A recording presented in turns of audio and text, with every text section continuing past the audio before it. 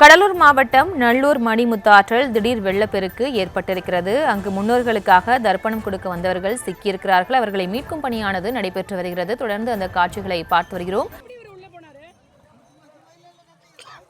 வளிமண்டல கீழடுக்கு சுழற்சியின் காரணமாக தமிழகம் மற்றும் புதுச்சேரி பகுதிகளில் கனமழையானது பெய்யக்கூடும் என வானிலை ஆய்வு மையம் எச்சரித்துள்ளது. குறிப்பாக கடலூர் மாவட்டம் வேப்பூர் சுற்றுவட்டார பகுதியில் கடந்த 2 தினங்களாக தொடர் மழையானது பெய்து வருகிறது. இந்த நிலையில் இன்று மாசி மகத்தை முன்னிட்டு முன்னோர்களுக்கு தர்ப்பணம் கொடுக்க நல்லூர் மணிமுத்தாற்று காலை முதலாக ஆயிரக்கணக்கான மக்கள் கூடியிருந்தனர். ஆற்றில் தங்களது முன்னோர்களுக்கு தர்ப்பணம் கொடுத்து வழிபாடு செய்தனர். காலை முதல் தொடர் மழையின் காரணமாக ஆற்றில் திடீர் வெள்ளப்பெருக்கு ஏற்பட்டது.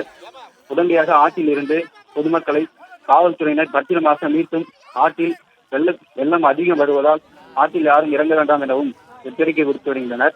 அதே போல மாற்றுத்திறனாளி ஒரு சிலர் உள்ளே சென்று வெளியே வர முடியாத சூழ்நிலை ஏற்பட்ட போது பாதுகாப்பு பணியில் ஈடுபட்டிருந்த காவலர் ஒருவர் அந்த மாற்றுத்திறனாளியை மீட்டு பத்திரமாக கரைக்கு சென்று சேர்த்தார்.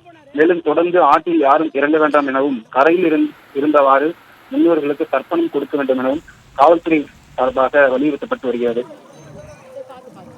வேகமாக தண்ணி கொஞ்சம் அதிகமாக வர மாதிரி இருக்கு, வாங்க.